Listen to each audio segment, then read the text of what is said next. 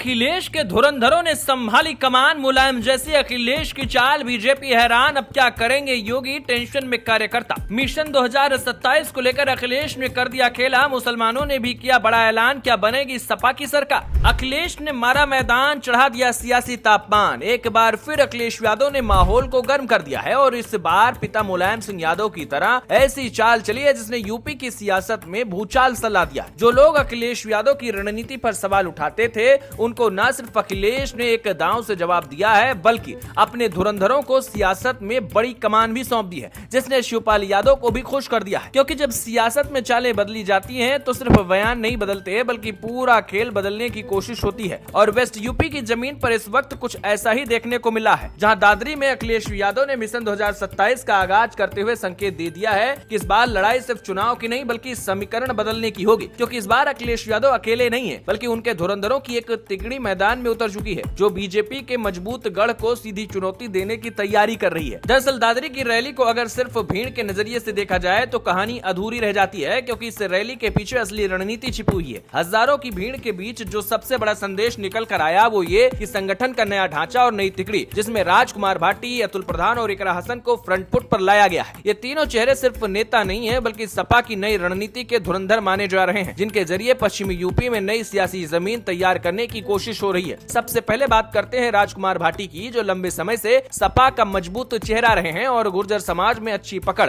रखते हैं। दादरी की रैली के संयोजक के तौर पर उनकी भूमिका ने साफ कर दिया है कि पार्टी उन्हें सिर्फ प्रवक्ता नहीं, बल्कि मैदान का खिलाड़ी मान रही है। दूसरी तरफ अतुल प्रधान, जो मेरठ क्षेत्र से आते हैं और युवाओं के बीच खासे लोकप्रिय हैं, उन्हें आगे लाकर सपा ने युवा और गुर्जर दोनों समीकरणों को साधने की कोशिश की है। और तीसरा सबसे अहम चेहरा है इकरा हसन, जिन्होंने अपने बयान से पूरी सियासत को चौंका दिया है। इकरा हसन ने जब कहा कि उनकी जीत में हिंदू वोटरों का भी बड़ा योगदान रहा है, तो ये सिर्फ एक बयान नहीं, बल्कि सपा की नई रणनीति का संकेत था। इससे साफ हो गया कि पार्टी अब सिर्फ पारंपरिक वोट बैंक तक सीमित नहीं रहना चाहती, बल्कि नए वर्गों को जोड़ने की रणनीति पर काम कर रही है। और यही वजह है कि मुसलमानों के साथ साथ अब गुर्जर और अन्य समुदायों को जोड़ने का प्रयास खुलकर सामने आ रहा है। अगर इस पूरी रणनीति को बड़े फ्रेम में देखें तो बिल्कुल वैसा ही फॉर्मूला नजर आ रहा है जैसा कि कभी अखिलेश यादव के पिता मुलायम सिंह यादव अपनाते थे, और अब उसी फॉर्मूले को अखिलेश यादव नए अंदाज में लागू कर रहे हैं। फर्क सिर्फ इतना है कि इस बार इसे पीडीए के बड़े फ्रेम में फिट किया गया है। दादरी की रैली में उमड़ी भीड़ ने इस रणनीति को और मजबूत कर दिया है। बुलंदशहर, अलीगढ़, गाजियाबाद, हापुड़ जैसे जिलों से पहुंचे लोगों ने दिखा दिया कि सपा सिर्फ कागज पर नहीं, बल्कि जमीन पर भी अपनी पकड़ मजबूत करने की कोशिश कर रही है। और यही वजह है कि बीजेपी खेमे में भी इस रैली को लेकर हलचल देखी जा रही है, क्योंकि पश्चिमी यूपी हमेशा से चुनावी लिहाज से बेहद अहम रहा है। अब सवाल यह है कि क्या धुरंधरों की तिकड़ी वाकई में खेल बदल पाएगी, क्योंकि बीजेपी पहले से ही यहाँ मजबूत स्थिति में है और जातीय समीकरणों का खेल यहाँ हमेशा निर्णायक रहा है। लेकिन अखिलेश यादव ने जिस तरह से नई चाल चली है, उसने मुकाबले को दिलचस्प जरूर बना दिया है, खासकर तब जब मुसलमानों के साथ साथ गुर्जर समाज को जोड़ने की कोशिश खुलकर सामने आ रही। राजनीतिक जानकार मानते हैं कि अगर ये तिकड़ी जमीन पर असर दिखाने में सफल होती है, तो पश्चिमी यूपी में बड़ा बदलाव देखने को मिल सकता है, क्योंकि कई सीटों पर गुर्जर वोट बैंक निर्णायक भूमिका निभाते हैं। क्या लगता है, क्या 2027 में सपा इतिहास बना पाएगी?